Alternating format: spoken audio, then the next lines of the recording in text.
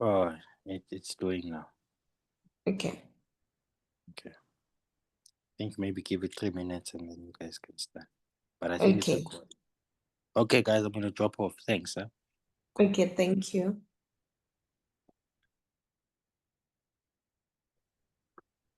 Tiane, we'll just start at 1:15 to allow people to.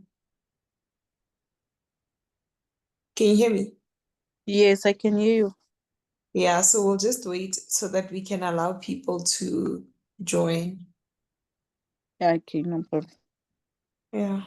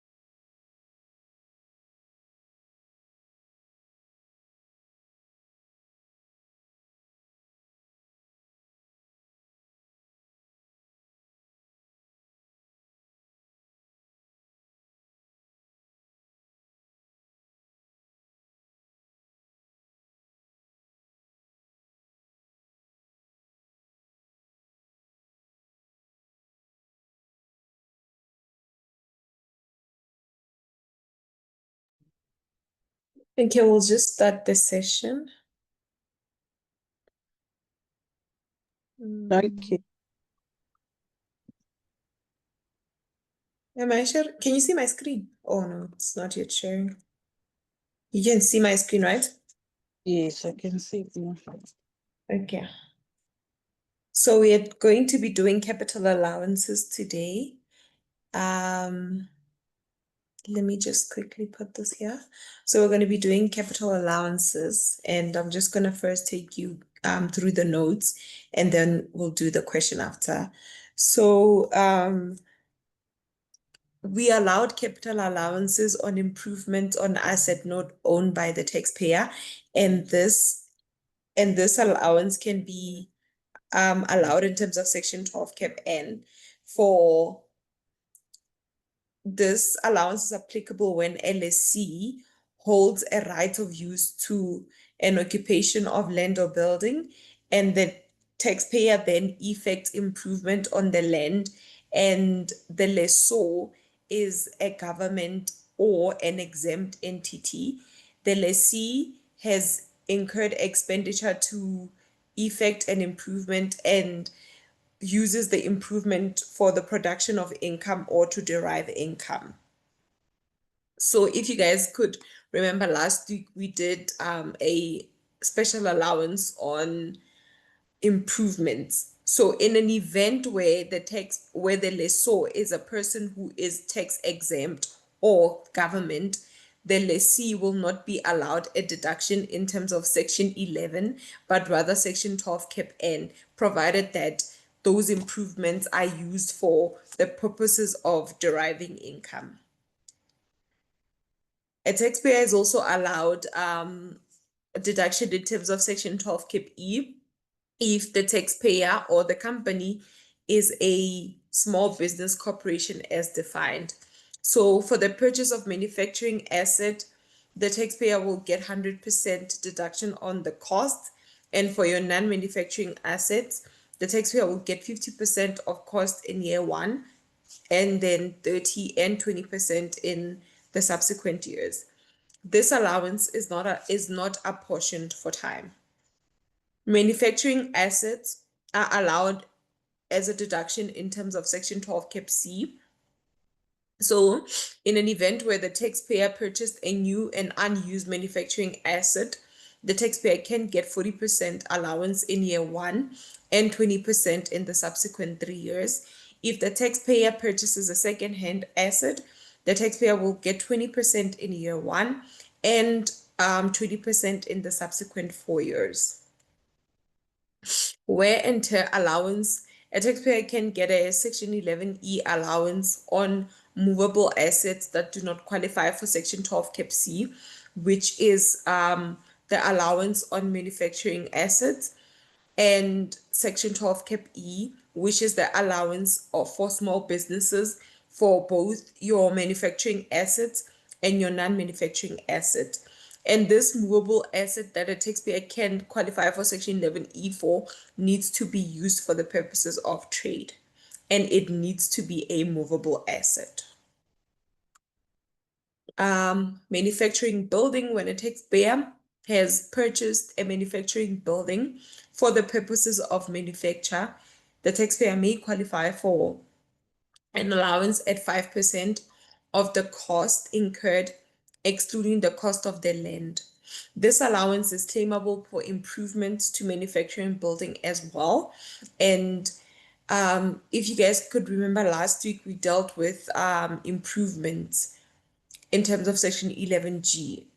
So if the taxpayer effects an improvement on a manufacturing building and a portion of it is allowed in terms of Section 11G, the remaining portion of that improvement that is not allowed as a deduction in terms of Section 11G can be allowable as a deduction in terms of Section 13, provided that that improvement is on a manufacturing asset, is on a manufacturing building. Urban development zones, a taxpayer can get an allowance on the cost of the building erected, added to, or improvements within urban zones. And the general deduction goes as follows: 20% in year one and 8% in the next 10 years. For the improvements on above mentioned urban developments, the improvements will be allowed as a deduction 20% each year. Commercial building, a taxpayer will be allowed a allowance in terms of Section 13 Quin if they have purchased a new or unused commercial building and acquired part of the building without constructing it. So the taxpayer will be allowed a deduction 5% per annum. And for the acquired part of the building without constructing it, the taxpayer will get 55% or 30% cost of that acquired part of the building. Residential units, a taxpayer can get a allowance for the residential units at 5%. And then you have Section 11G Cap C, which will be applicable if the taxpayer actually incurred an expenditure to acquire an invention or patent, a design, a copyright, other similar assets, but not a trademark, knowledge essential to the use of the asset listed above, and that intellectual property is used in the production of trade, must be brought into use for the first time by the taxpayer, applies to expenditure actually incurred on or after 1 January 2000 and I don't know, I omitted this by mistake. I'll just update it. You then have a scrapping allowance. So a scrapping allowance is like the inverse of a recoupment. So you get a scrapping allowance when the tax value exceeds the proceeds that the taxpayer gets upon disposal. We'll actually get to apply this in one of the questions today. So how you calculate a scrapping allowance, you first have to calculate tax value, and the tax value of an asset is cost less allowances, and then from that tax value you less proceeds. The difference between your tax value and your proceeds is going to either be your scraping allowances or your recoupment. A recoupment is calculated the very same way as an allowance. It's a recoupment when your proceeds exceed your tax value. And this is not an allowance, but it is added into your gross income in terms of Section 84A, whereas this is a deduction in terms of Section 11O. And it is important to know that the taxpayer must select to apply Section 11O before they can get this allowance. I just also chose to include Section 23 Cap H because it's going to be making an appearance in today's question. So the purpose of this section, it limits the amount of expenditure in respect of which a deduction can be allowable. So this applies to expenses that would qualify for Section 11A, general expenses, Section 11C, legal expenses, Section 11D, repairs, Section 11W, policies, and Section 11 Cap A, pre-trade expenses. So the requirements of Section 23 are as follows. There needs to be an expenditure actually incurred during any year of assessment in respect of either goods or other benefit being either a service. And all of those goods will not be supplied or rendered to such person during the current year. So it is a case where a taxpayer pays maybe pays for electricity for 12 months and they only get to use they only get delivered 6 months worth of electricity in the current period, and the other part of the electricity will be delivered in the next year of assessment. So all of the electricity services that we're going to get, we do not get them all in the current year. Some of them fall onto the next year of assessment. Are you still with me, Tiana? Yes. Okay. So all of which will not be supplied or rendered to such person during such year of assessment, or any benefit, the period to which the expenditure relates extends beyond such year of assessment. The result is the amount of expenditure in respect of which a deduction will be allowable in the year incurred or any subsequent years of assessment is limited as follows. So taxpayer can limit and say services to be rendered, the total amount paid, and then limited to the taxpayer, limited to the services that have actually been rendered in the current year, divided by the total services that will be given, or in respect of any other benefit, the total amount of expenditure multiplied by the amount of expenditure amount of benefit that has been enjoyed in the current year divided by the total benefit over that period. So the purpose, these are the provisions where Section 23 Cap H does not apply. So it does not apply where goods or services are to be supplied or rendered within 6 months after the end of the year of assessment. So if the taxpayer is going to be getting all those goods or all those services within 6 months of the next year of assessment, then this Section 23 Cap H will not limit our deduction. Or if the person will have full enjoyment of the benefit within 6 months after the year end of assessment, during which the expenditure was incurred unless the expenditure is allowable in terms of section 11 cap D, or where the aggregate of all amounts or expenditure incurred by the taxpayer by such person which would otherwise be limited by section 23 cap H does not exceed 100,000. So if the taxpayer is going to enjoy the service 6 months after year end, then the prohibition, the limit in terms of section 23 cap H does not apply. Or if the amount that the taxpayer incurred does not exceed 100,000, then the the deduction will not be limited in terms of section 23 cap H. Another thing that I chose to add is trading stock.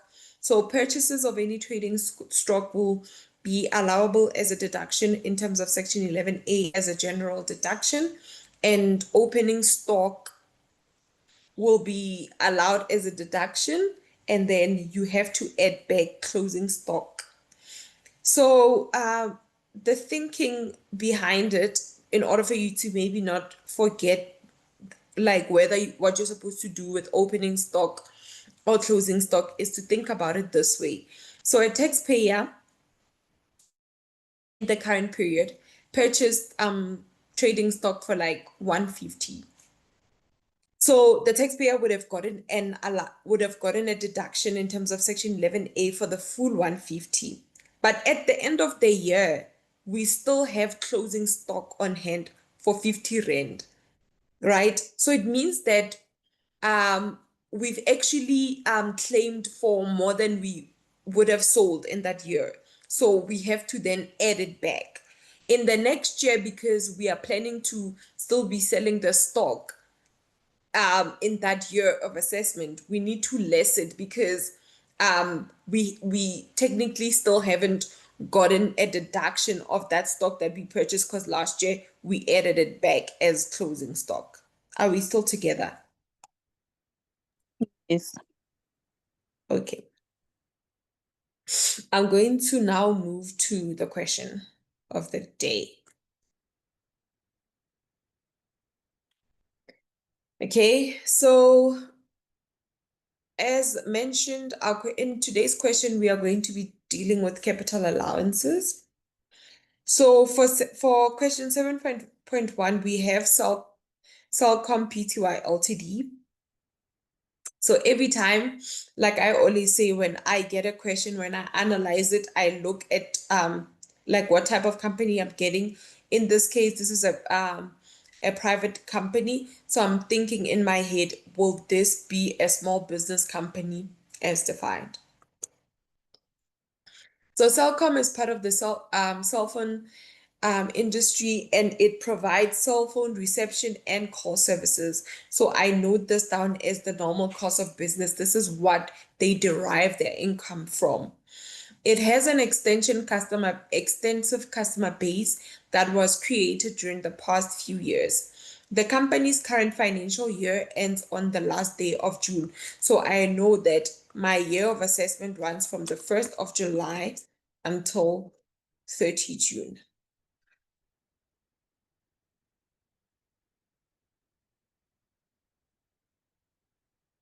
The company is not a small business company as defined in terms of the Income Tax Act. So I know in my head, I already note that Section 12 Cap E for small business companies in terms of how they get allowances will not be allowable. And I can also just throw away that assumption that, like the question that I was asking myself when I first realized that my company is a private company.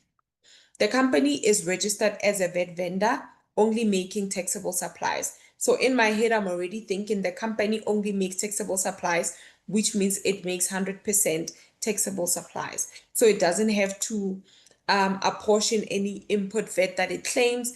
And because this company is a registered vet vendor, I know that it has to levy output vet and claim input, provided that those transactions were made with vet vendors.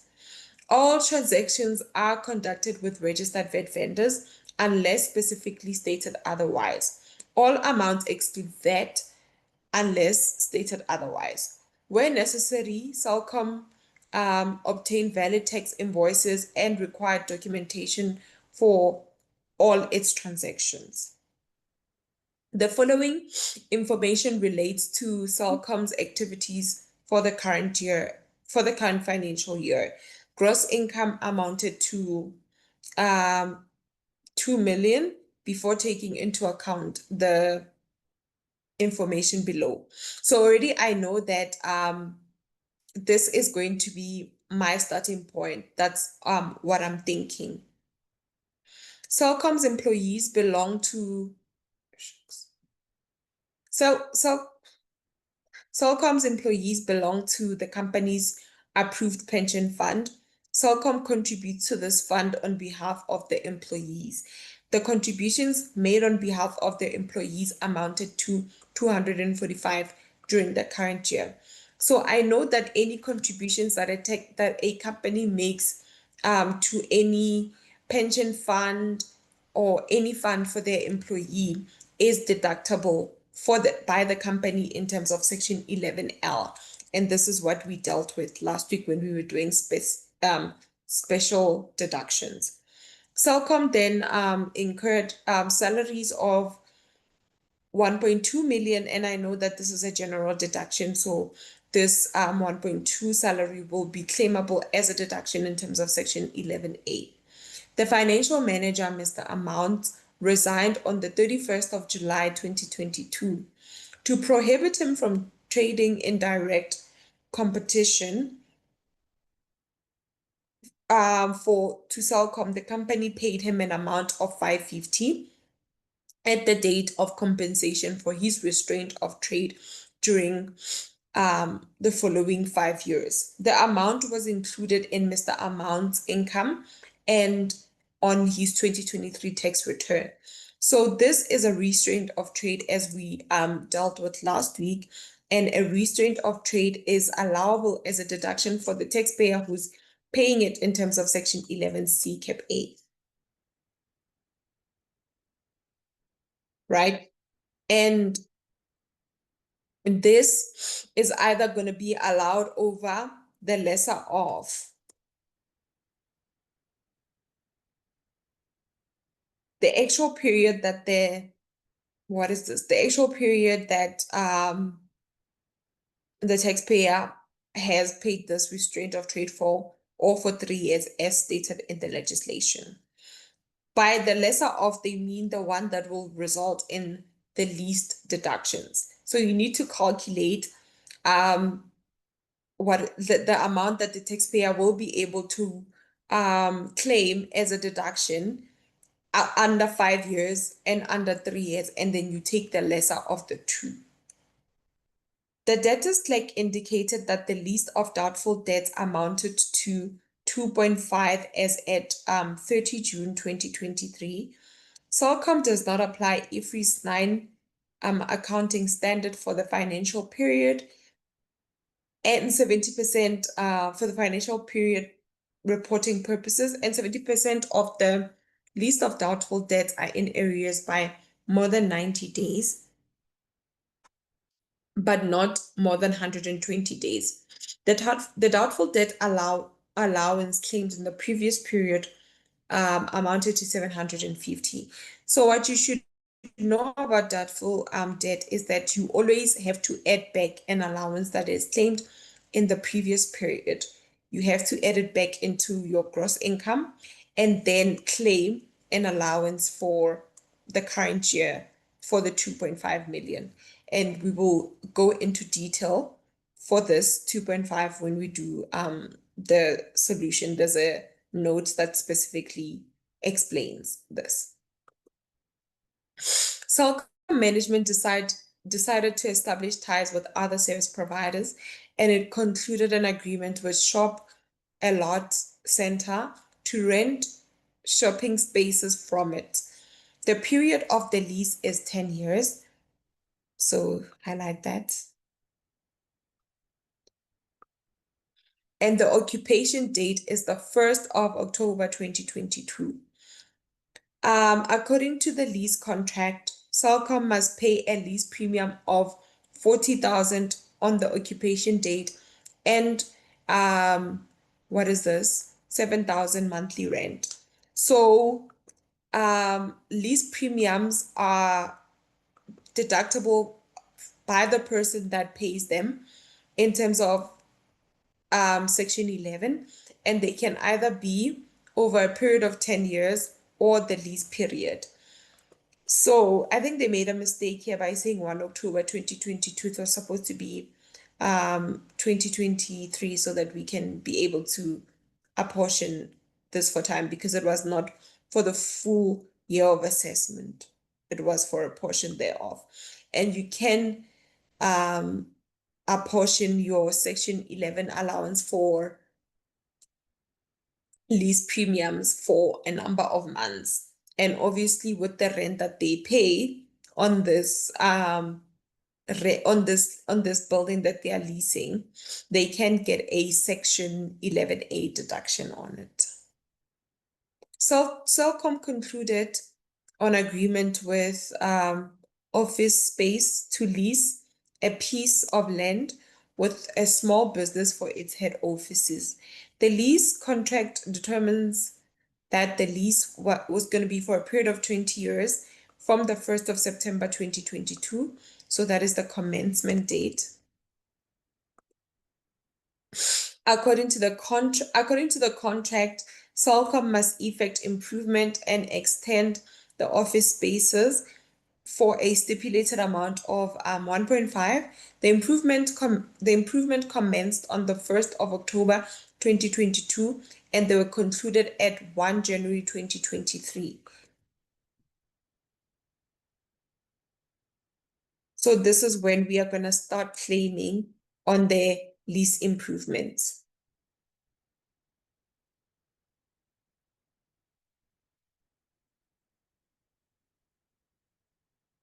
So since our year ends on the 30th of June and the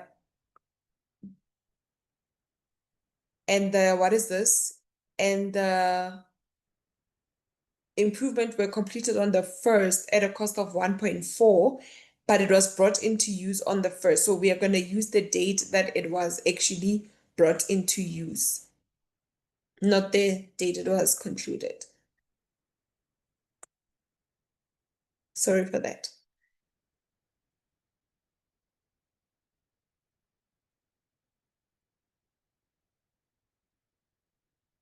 So you need to start claiming the improvement from the 1st of March and until the 30th of June, right?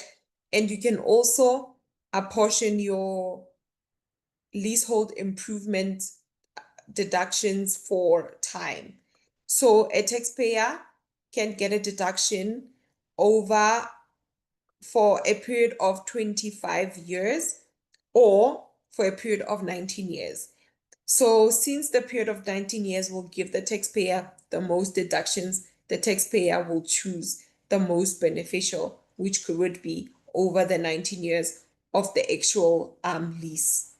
So it's also again important to note why it is 19 years, even though the lease was for a period of 20 years. It's because when they finished effecting these improvements, the lease was at 19 years. There was 19 years remaining. So legal fees amounting to 175 were incurred for the drafting of the lease contracts. The lease contracts are for the purposes of trade. So the taxpayer can get a Section 11C allowance on the legal fees that have been incurred in the drafting of the contract. The collection of outstanding debtors, this is also in relation to the taxpayer's trade, so it's not of a capital in nature. The taxpayer can get a deduction in terms of Section 11C. Court cases in respect of employee remuneration, this is also connected to the employee's trade, so it is not of a capital in nature. So in a nutshell, the taxpayer can get a deduction for all the legal fees that have been incurred. penalties and interest paid. So a taxpayer paid penalties and interest. This is prohibited. It's a prohibited deduction in terms of Section 23(O). Bad debts that have been written off. So a taxpayer can get a deduction for bad debt in terms of Section 11. But bad debt as a result of a loan to a director, this is capital in nature. It was not related to the taxpayer's business. So the taxpayer cannot get a Section 11 deduction in respect to the loan that went bad that was given to a director. Same thing if the question had said the loan has been given to an employee. The taxpayer is not in the business of what is this? Is not in the business of issuing out loans. That's not their normal course of business. Their normal course of business is as stated above. They're in the cell phone industry. They do not provide loans and stuff like that. So this is not going to be in the production of income. So we will not be able to get an allowance for a loan that has been given to a director. Trade debtors, so this is maybe the people that took stuff on, what is this, on credit. So since those are related to the taxpayer's trade, the taxpayer can get a deduction in terms of Section 11I. Okay. The following expenditures was paid on the 21st of January 2023. Rental of switchboard system for head office for the period of 1 July 2023 to 31. So it was paid on the 25th of January 2023. So for the rental of the switchboard from the 1st of July 2023 to 31 July. So these are, let me come here.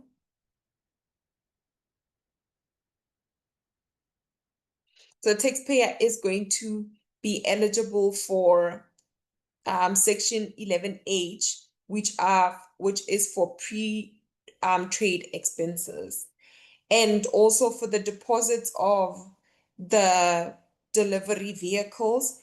So the deposit on the delivery vehicles, it relates to an asset that is going to be of a capital in nature.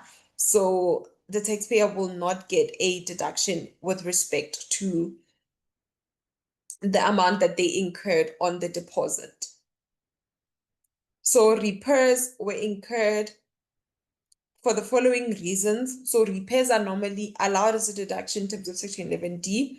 Service and repair of the photocopier that has been used for business. So the taxpayer can get a Section 11D on this repair. Repaving of the parking area that was in bad condition. Carports were erected at a cost of 20,000. This cost is included in the total of 35,000. So this seems like the carports were never there and they just they just built them. So it doesn't seem like there was a process of repair that was done on these carports. So this would be of a capital in nature, and we should be thinking along the lines of getting an allowance in terms of Section 11E as opposed to getting a Section 11D allowance on these carports that were affected. So for the servicing of the photocopier, we can get a Section 11D allowance. All right. So the cost of fixed assets that Celcom used during the year, a photocopier furniture with desk and chairs at a cost of 138. They were purchased on the 1st of February 2020, which was not in the current year of assessment. So no apportioning needs to happen there. So a taxpayer can get an allowance in terms of Section 11E for the entire period. So this was incurred at 130, including VAT. So you need to take out VAT because that's a third party amount, belongs to SARS. And then get an allowance. So furniture, in terms of the act, it can be allowed as a deduction over a period of 6 years. And the photocopier purchased in 2018 can be allowable as a deduction in terms of Section 11E over a period of 5 years. The computer purchased can be allowed as a deduction over a period of 3 years. Are we still together with the analysis that we've done so far? Yes. Okay. Please give me a second to just charge Okay. my laptop.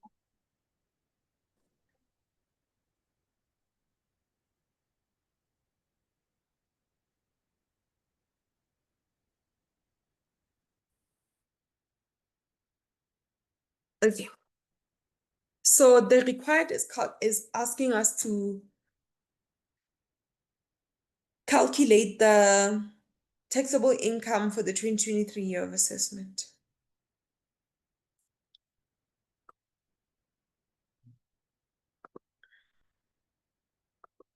So we're supposed to calculate our taxable income for the 2023 year of assessment. And let's quickly go through the solution. So as mentioned, your gross income was going to be your starting point, and it was given to you, so you didn't have to determine it. The contributions that have been paid by the employer for any pension fund is allowable as a deduction in terms of Section 11I, Section 11L.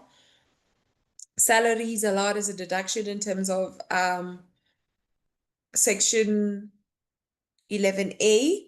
Restraint of trade. We did mention, just as we went through the analysis, that we are going to take the least of 550 over 5 or 550 over 3, and the least of was 550 over 5. So with the doubtful allowances, any allowances that were allowed as a deduction in the previous year are included in the current year. So last year's allowance, all the time when you see a doubtful debt allowance that was allowed as a deduction last year, you just add it back. Those are like the easiest marks that you can get. So for the doubtful debt that has been allowed in the current period, let's quickly go through note 1.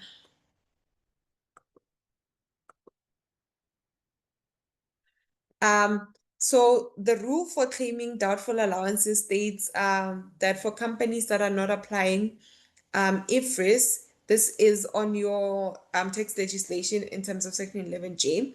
So for companies that are not using IFRS 9, 25% will be allowed as a deduction on doubtful debts that have been in areas for 60 days or more. In this question, we are not applying IFRS 9, and only 70% of the list of doubtful debt has been in areas for 60 days. Therefore, only 70% of those doubtful debt will be multiplied by 25%. Are we still together? Yes. Okay. So the lease premium that has been paid by the taxpayer, which is this lease premium. Where is it? This lease premium that has been paid by the taxpayer will also be allowed as a deduction over the lease term. And since this is a Section 11F, you are allowed to apportion it for time. So this was effected on the 1st of October, and from 1st October to 30 June, it's going to be a period of 9 months, so you can apportion that allowance for time. And then obviously the rent that has been paid, that is your Section 11A deduction. and your leasehold improvement, we discussed this. So your leasehold improvements, you're going to claim them over a period of 19 years at the actual cost that has been incurred. So Section 11G states that the leasehold improvement, you can get them at this stipulated cost of 1.5, or you can get them at the cost incurred. If it is obviously lesser, you use the lesser of. All right. And then all your Section 11C legal costs are going to be deductible because they were all incurred for the purposes of trade. Your penalties and interest, as mentioned, those are not allowed as a deduction in terms of Section 23O. If you guys could remember last year when we were doing, not last year, oh my God, last week when we were doing your Section 11A allowances, we did say that Section 11 must be read together with Section 23. So Section 23 prohibits the penalties and interest from being claimed as an allowance. Okay. So Sorry. Can you please repeat the leasehold improvement? I don't understand where the 19 comes from. okay. So with these leasehold improvements, when they got into the lease, it was for a period of 20 years, right? That was the number of years that was stipulated for as like the lease term of the contract. Yes. Yeah. So they had to then effect improvements on the 1st of October 2022, right? And they were Yes. completed on the 1st of January 2023. So let me see how many months has passed. Oh, How many months? is it not fall? March. So the 7 months that has been, because it was then brought into, so from 1 September to when we can start claiming. Oh, okay. So 7 months has lapsed at the time. Yes. Okay. So that's why it says 19 years, 8 months, but this seems like they're talking about 4 months. So it was Yeah. completed on what is this? The 1st of September, completed on the 1st of January. So it's gonna be the 4 months when Yes. they complete it, and then we start claiming on that day. So that's going to be January, February, March, April. September.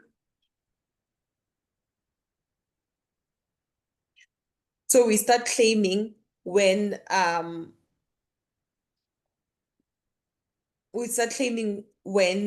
the leasehold improvements have actually been finished, which when they were brought into use, which is 4 months from 1 March until 30 June. Okay. But this period, we're supposed to use the period from the first when they got into the lease Yes, and yes.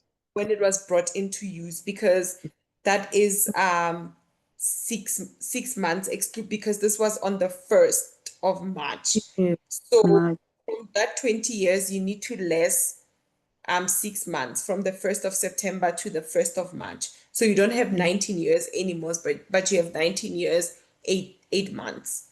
8 months, yes. And because it was brought into use on the 1st of March, Yes. we're gonna start claiming from that month until the year end, 30. June. Is that fine? Yes, it's fine. Okay.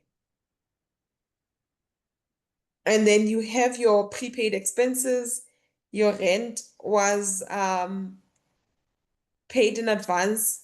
So this is when we had to consider Section 23 Cap H, because the rent is going to be enjoyed 6 months after within 6 months after year end, and it is not exceeding 100,000. So Section 23 Cap H will not prevent an allowance, will not limit the allowance for the prepaid expenses. Okay. And then your repairs, we are going to get an allowance for the photocopier and for the paving, but for the carports, we are only going to be eligible for a capital allowance because the carports were like it was a new addition, so we could get a Section 11E allowances, and you will also get a Section 11E allowance for your furniture and your your furniture and your photocopier. And you must remember that Section 11E is apportioned for time. So it's apportioned for the number of months that that asset has actually been used in the current year. Are we still okay? Yes. Okay. Let us quickly move to 7.2. So you have more Pty Ltd, which manufactures and distributes motor vehicle parts. So same thinking, I'm thinking to myself, is this a small business company? And they tell me that it is it manufactures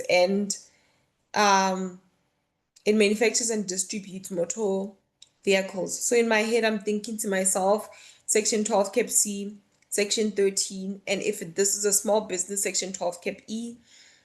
And they tell me that this is not a small business company as defined. The company's manufacturing process has been approved by SARS, so it means that I can actually consider Section 12 Cap C, Section 13 for the manufacturing building, excluding the land. The company is a registered vet vendor, only making taxable supplies. So all the time when they tell me that a company is a vet vendor, I'm thinking to myself, it can levy output vet, it can claim input vet. And since they're telling me that it only makes taxable supplies, so I'm thinking that all my input vet, I'm not going to apportion it to, I'm not going to claim input vet to the extent of taxable supply, because it claims it only produces taxable supplies. All transactions are conducted with registered vet vendors unless stated otherwise. When necessary, the taxpayer has obtained valid tax invoices and required documentation for its transactions. More Pty Ltd's business commenced on the 1st of May 2023. So every time when they give you when they give you the date of commencement, you should be thinking about pre-trade expenses. I don't know why I said Section 20.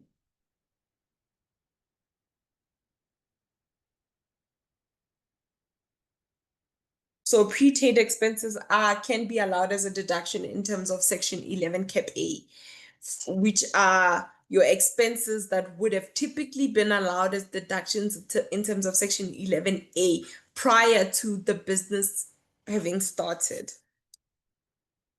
The following information is available to calculate the taxable income for the 2024 year of assessment. All amounts exclude VAT unless stated otherwise. So they tell you that you have a turnover sales. As you know, sales are normally included into your gross income because sales are from the carrying of your business. So they are not of a capital in nature. So you then have indemnity payment received for a destroyed machine. So since I like to have like a holistic view every time I review, like I am reading a scenario, I would first be thinking to myself the VAT consequences. If you guys could remember when we did VAT, that indemnity payments are a deemed supply. So you would have to claim levy.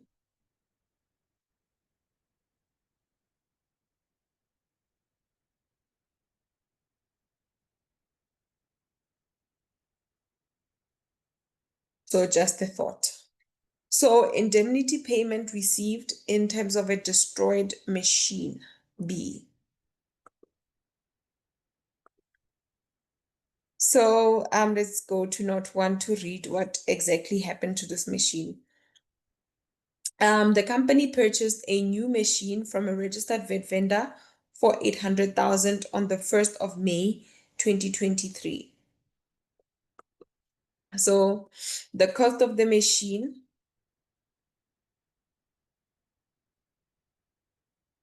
was 800,000 and it was brought into use on the same date. So we start claiming.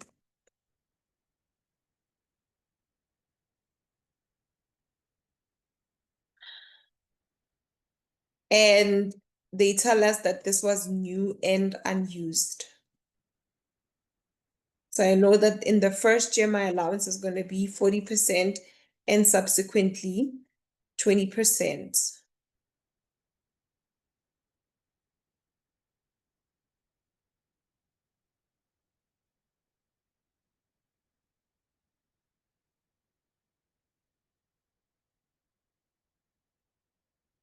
Yeah.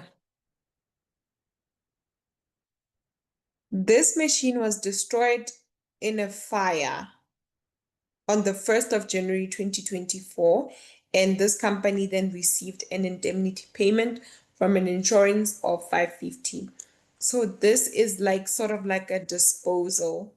So in my head, I'm already thinking about recoupment. I'm thinking, am I gonna get a recoupment? Am I gonna get a scraping allowance? All of that. That's what I'm thinking when I'm seeing this question. So the company then replaced this machine with machine M. And this machine was purchased secondhand on the 1st of February 2024 for 1 million. So in my head, I'm thinking this they are replacing that machine secondhand. So their section 11 section 12 cap C allowance will be 20% in the first year and 20% in the subsequent 4 years.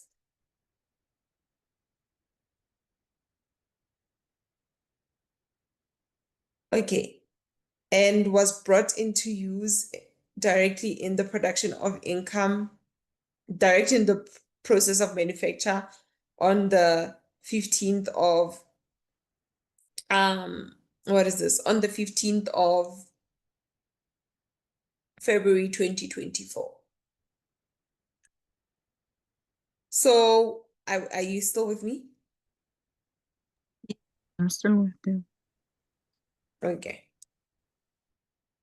So on the 1st of August 2023, did we take into account the year of assessment, the year end? Okay, the financial year ends on the 31st of March, so it means that it starts from the 1st of February until the 31st of March 2024. On the 1st of August, 2023, Moore entered into a lease contract with Pottery, whereby this company will then rent a commercial building from Moore for a period of 15 years. In terms of the contract, a monthly rental of 50,000 is payable on the 1st of August, and a lease premium was also paid by Pottery on the 1st of August. So we got into the lease on the 1st of August, which was 8 months into the year. So the taxpayer, since Moore is the one that is going to be receiving the lease, the rental income, they're going to include 50,000 rand of that rent for a period of 8 months, and they received a lease premium. this will be included into their gross income. This is a specific inclusion into their gross income. The purchase of trading stock. More purchase trading stock for $10 from a supplier in the United States. The trading stock was sent free on board on the 1st of January 2024 and was received by Moore on the 8th of February and was brought into use for the on the same day. Full payment was made on the 15th of April 2014. I think that is after year end. So, purchasing of trading stock. The taxpayer purchased trading stock on the 1st of January and it was sent to the taxpayer free on board.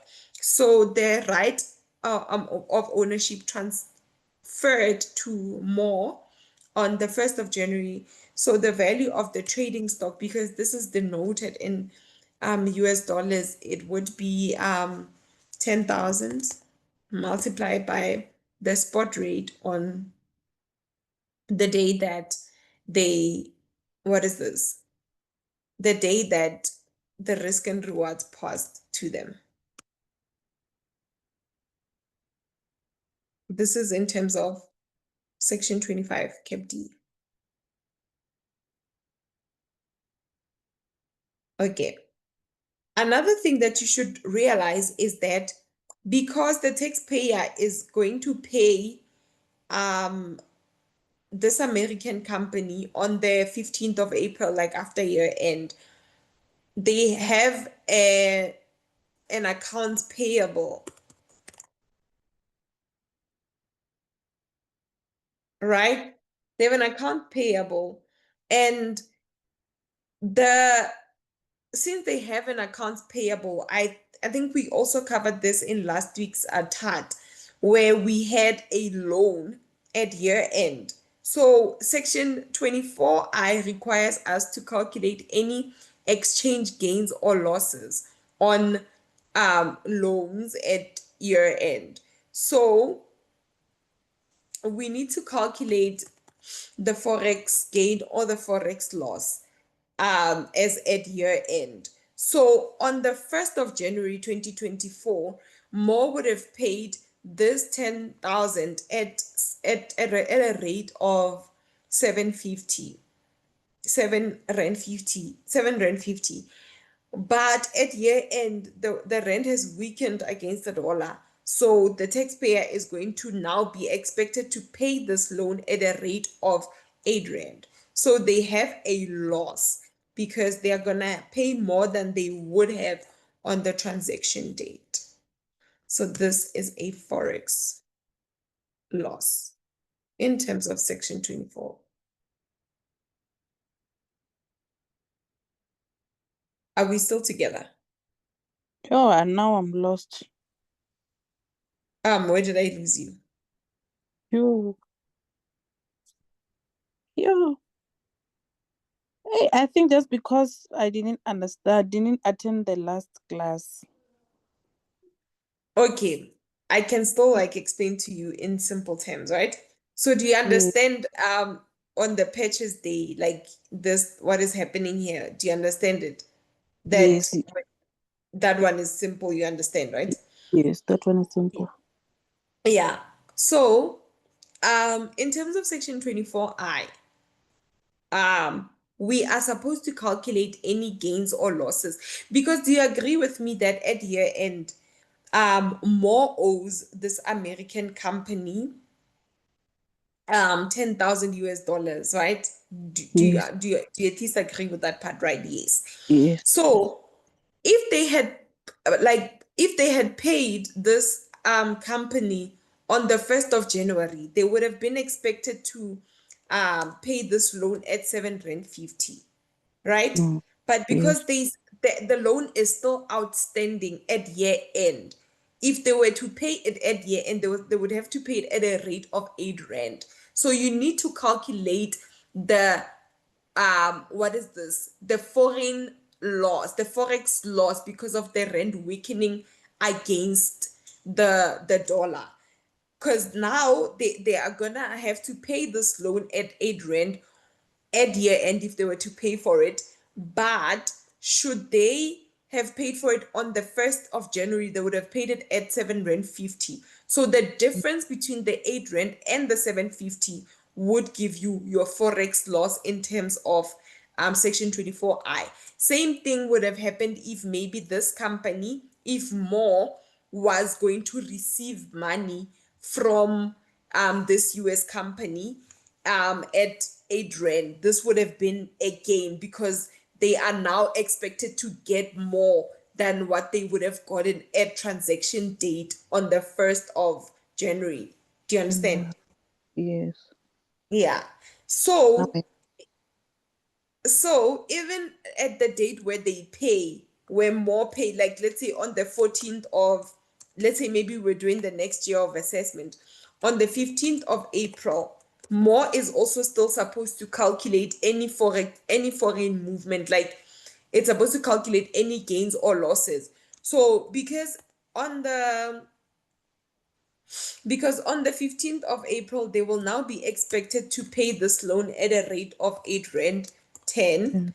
instead of the rate that they would have paid at year end of 8 rand. They still have to also then account for that forex loss. So the same thing, the same thoughts also apply when if the rand had maybe strengthened against the US dollar, then you would have had a gain. I'll just try to like add a bit of a summary and then include it in the notes, maybe. No. But are you getting what I'm trying to get at? Yes, I'm getting it now. Okay. Yes.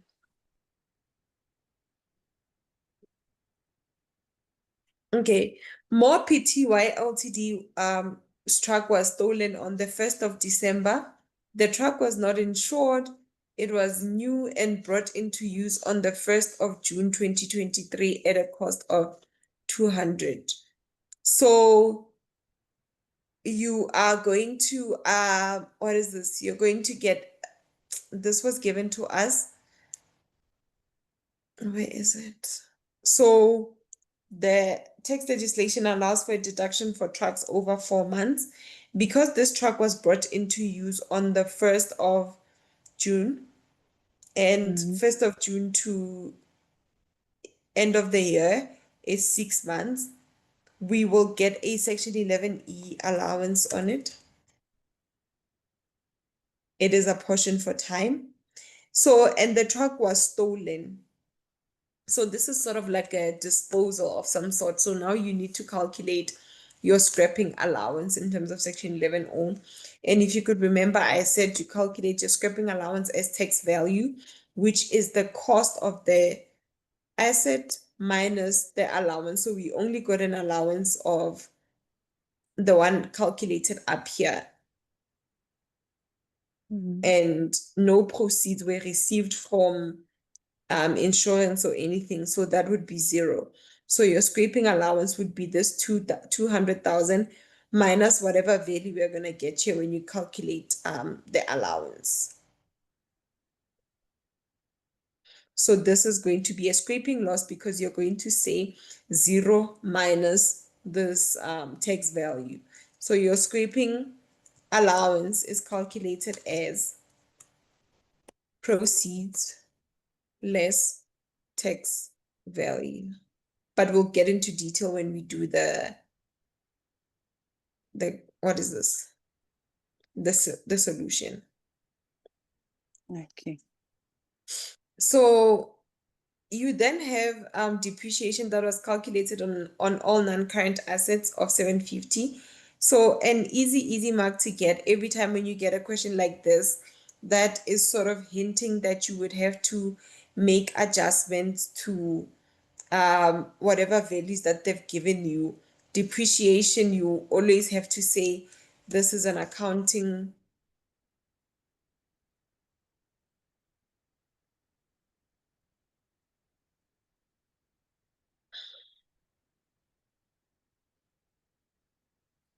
so you would have to adjust for it.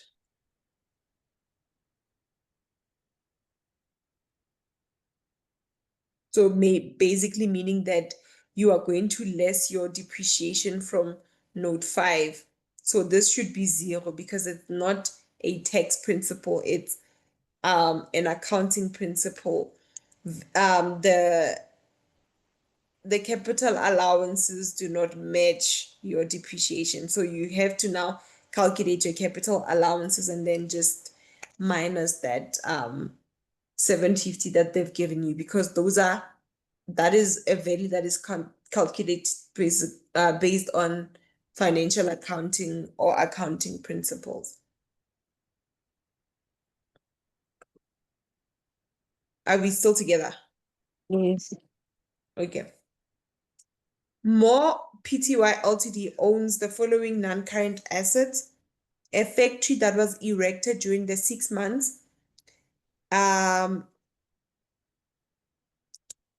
during the 6 months prior to the 1st of May 2023, which at which it was completed and brought into use. So I'm already thinking section 13 here. And for the machine A and machine B, you refer to note A. For the truck, you refer to note 4. Building, commercial building rented out to pottery, referred to note 2, which was purchased secondhand from the previous owner for 6.5 on 1 July and not used by more. So this building, because it was secondhand, the taxpayer will not get more will not get a section 13 quin because it was not new.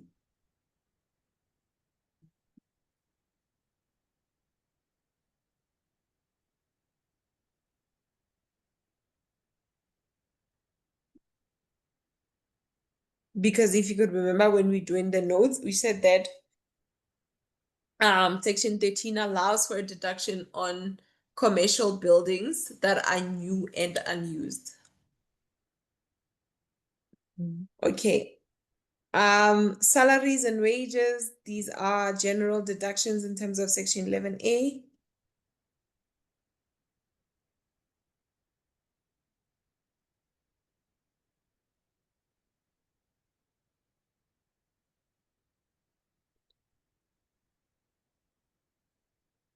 Annuities that have been paid to a former employee due to ill health, an annuity that has been paid to former employee resigned to work for another employee for another employer, and the leave paid out to what is this? The leave paid out to Busa. So if last week we did a session, we said that any annuity that has been paid by an employee to an employer for because the employer has retired due to ill health will be allowed as a deduction in terms of section 11M. The notes where I'll just also, you can also refer to the notes if you never because yeah, I don't think you attended the session. There is a summary on those allowances that are allowed as a deduction by an employee on annuity that has been paid to an employee because of ill health, and also an annuity that has been paid for an employee that resigned to just work for another employee. This does not meet the requirement of section 11M. So section 11M allows you to get a deduction because an employee has retired due to ill health, old age, and stuff like that. But since this person just retired to just work for another company, this is not a section 11M allowance. And then you have the leave that has been paid out to Busa at a value of 90,000. So this would qualify to be included in the taxpayer's gross income as a like in terms of section B when you do your employees tax. So this is like a service based amount paid to an employee. So this can qualify for a Section 11A allowance. Are we still together? Yes. Okay. And then you have a trademark or patent. More incurred costs of 130 to acquire a patent, and a patent was purchased for 4,000 and was brought into use on the 1st of June 2023. So this is going to be trigger Section 11G Cap C allowance that we did in the notes just earlier. So the amount that has been paid by the taxpayer to acquire a patent is going to be allowed as a deduction in terms of Section 11G Cap C. Insurance premium. More Pty Ltd paid an annual amount of 90,000 on the 1st of January 2024. That's for the period of 1 January 2024 until 31 December 2024. But if you could remember that our year end ends on the 31st of March, right? 31 March. So you need to think about Section 23 Cap H. So we have 90,000 that will be for the period 1 January 2024 until 31 December. So the taxpayer is going to enjoy the benefits from 31 March until December. How many months is that? March. From 31 March to 31 December.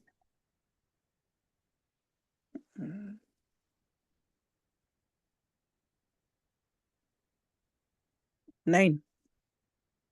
So the taxpayer will enjoy the benefit 9 months after year end, which is greater than 6 months. The 6 months that what is this section speaks about, but the value of the deduction, the value of that benefit is less than 100,000 because it's going to be 9 divided by 12, which is about maybe 60 something thousand. So that benefit it does not exceed 100,000 in terms of section, what is this? Section 23 Cap H. So it means that Section 23 Cap H will not apply. So the taxpayer can get the full deduction.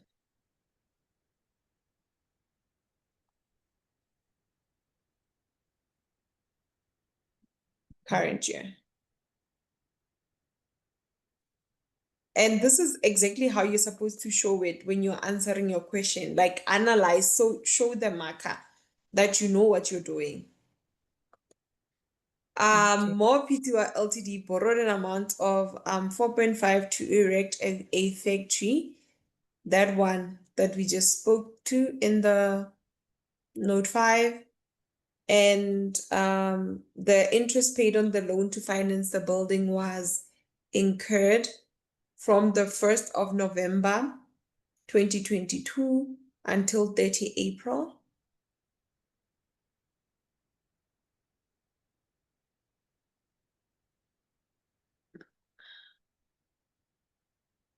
So from the 1st of November 2023 until the 30th of April 2023, and also another one was incurred on the 1st of May 2023 until the 31st of March. So this one was incurred prior to them commencing business. So this is a pre-trade. Right? And then this one was incurred in the current year. which is in the current year of assessment. So this will be allowed as a deduction. They'll both be allowed as a deduction. So this one will be allowed as a deduction in terms of Section 11 Cap A because it's a pre-trade expense. And any expenses that a taxpayer incurs, like any interest expense, can be allowed as a deduction in terms of Section 20, provided that it is in the like in the ordinary course of business or for the purposes of trade in terms of Section 24 Cap J. Are we together? Yes. Okay. So the taxpayer then incurred legal expenses for the drawing up of a contract, the contract that the lease contract that they stipulated in note 2, which is this lease contract. And we know that this is in the production of income because that lease contract, it yields rental income that we can include in our gross income. So the taxpayer then can get a Section 11C allowance on this, and then legal proceeds for receiving government grants. And this is not deductible in terms of Section 11 because Section 23F prohibits this deduction. So it will not be allowed as a deduction. So Neil. Other information, an employee with disability as defined and as defined and an NQF qualification has been entered into on the 1st of June 2023. So that is the year end is March, right? So it means that the year starts in April. So the taxpayer of more offered a 1 June 2023.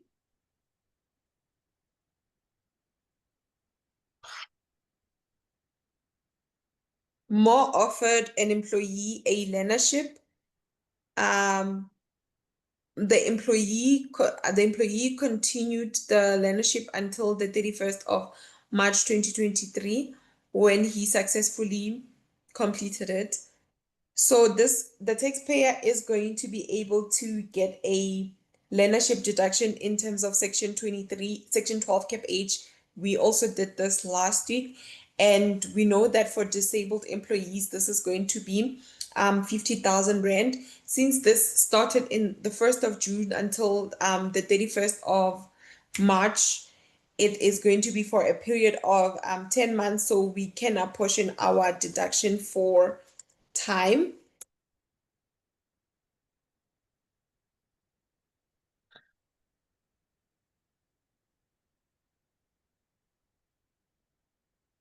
We can apportion our deductions for time, and also the taxpayer will then get an allowance, another like allowance of 50,000 Rand upon completion.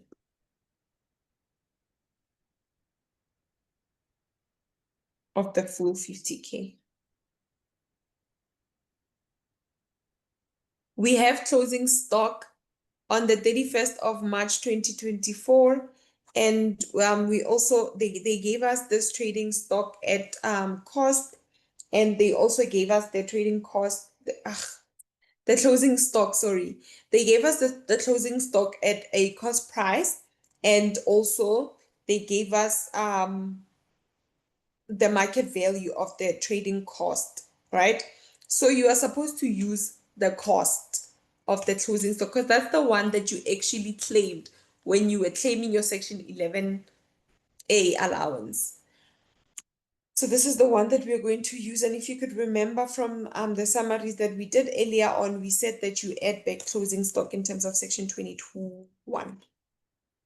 Yes.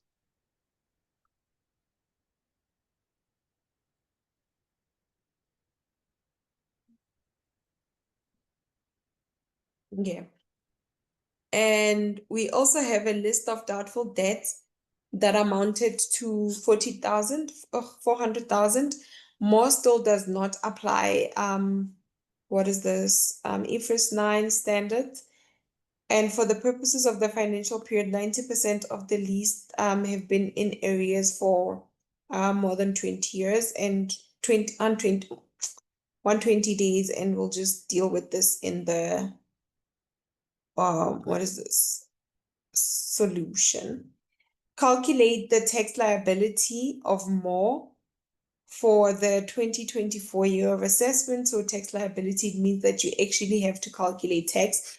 So you need to also be thinking about things like the tax rate for a company being 27%.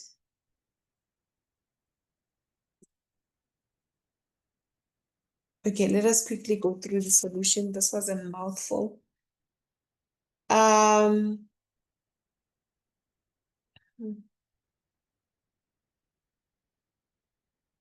So as explained, the turnover, it is going to be included because section 1, gross income definition. And with your what is this, with your machine that has been damaged or they said it was damaged beyond repair, if I could remember. Yeah, the machine that was destroyed. So this triggers a disposal and you needed to calculate your recoupment. So like I said, to calculate your recoupment, guys, you need to calculate your tax value.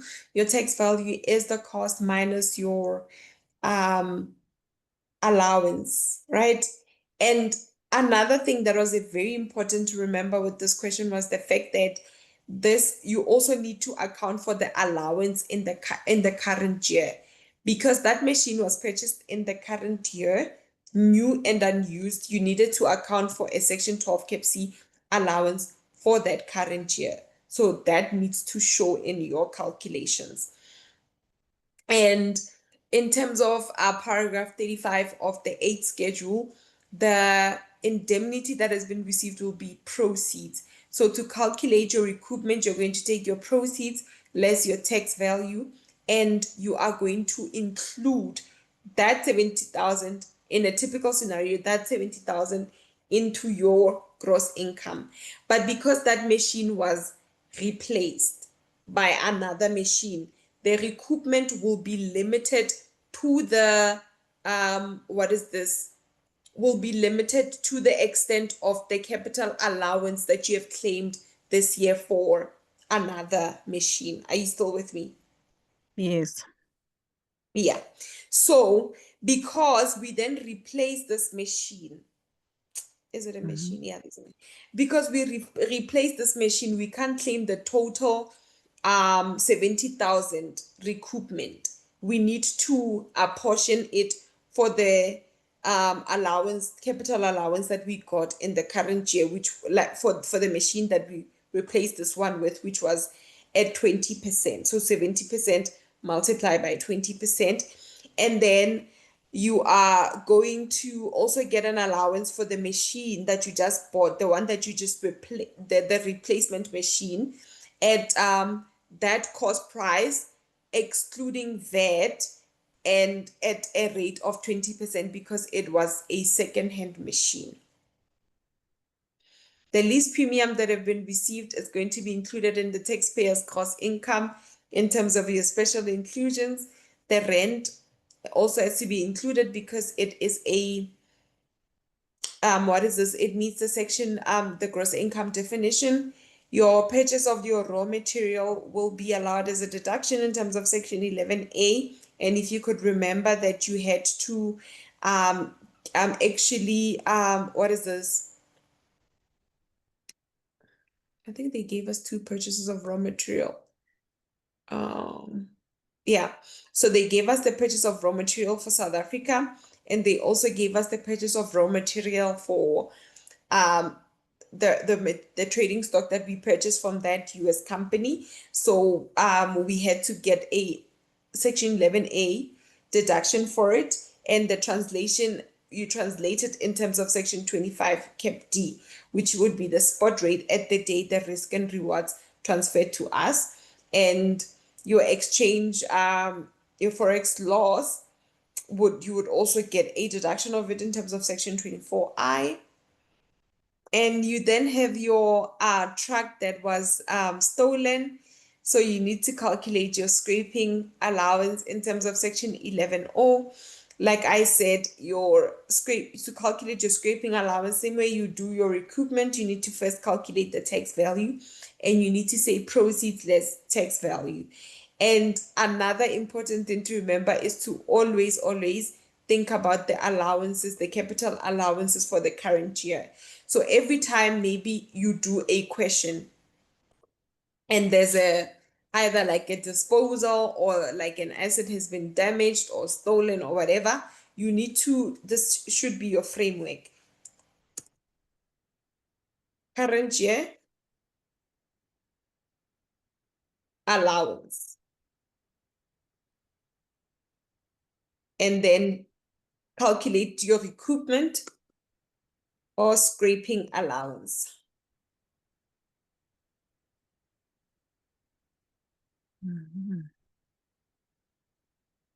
Which is going to be your proceeds. I used to love starting with proceeds minus your tax value. And your tax value is your cost of the asset minus all the allowances. So let's say, for example, this asset has been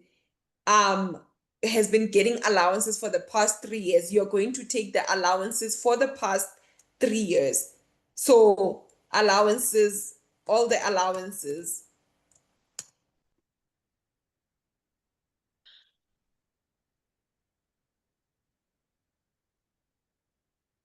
including the current year's allowance.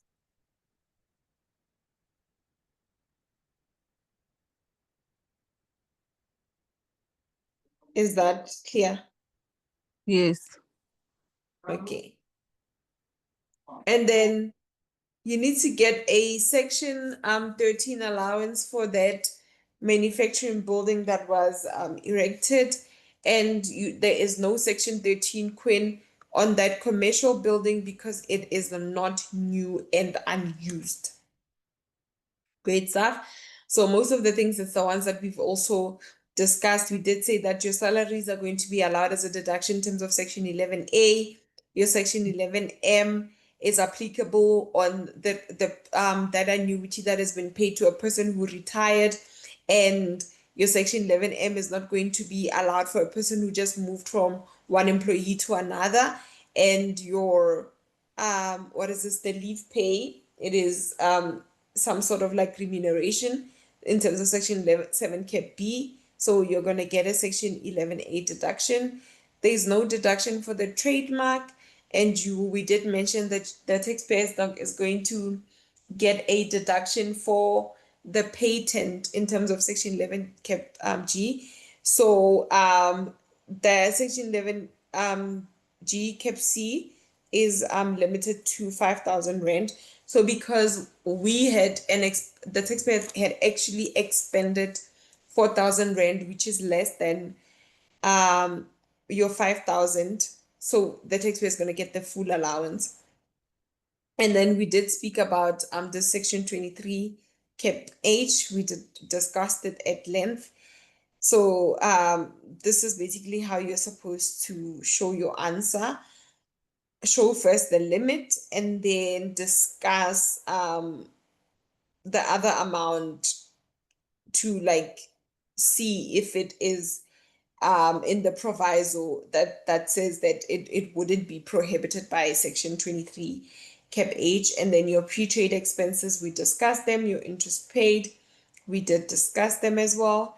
Your legal fees for what is this, the contract, we did say that this is in the production of income, so the taxpayer will be able to get a section 11C deduction. Your government grants, it is not going to be deductible. It's what is this? It is denied as an allowance in terms of section, it is prohibited as an allowance in terms of section 23F. And your learnership, we discussed this at length. Your trading stock, we also discussed at length. Let's discuss the doubtful allowance as per the note.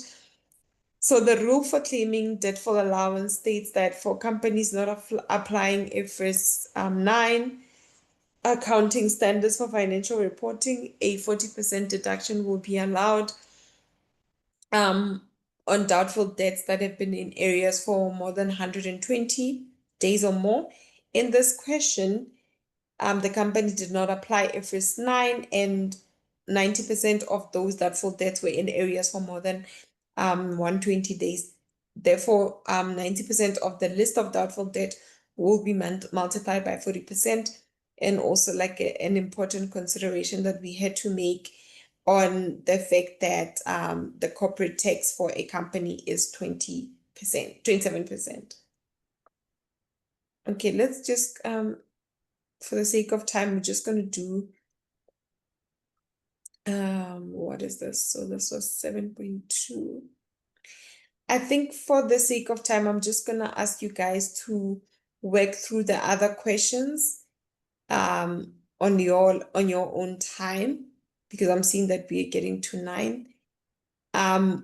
Please work on the other questions, and should you have any questions, you can ask in the group, and I'll just make sure that I make the notes available to you guys.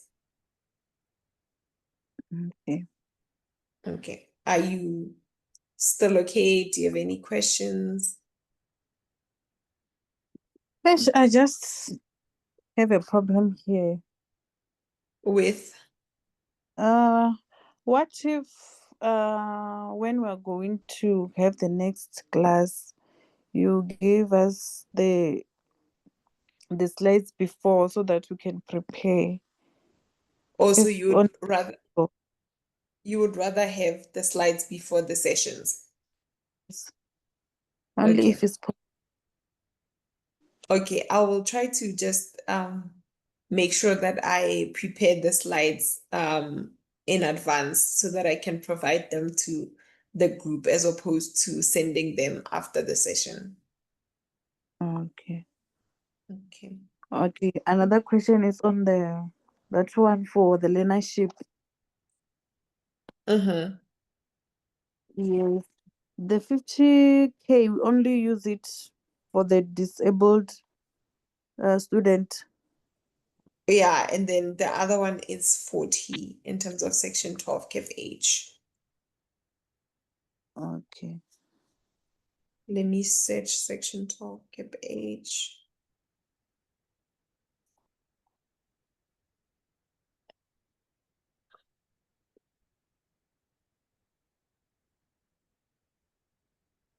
Just trying to find it. But yeah, for what is this?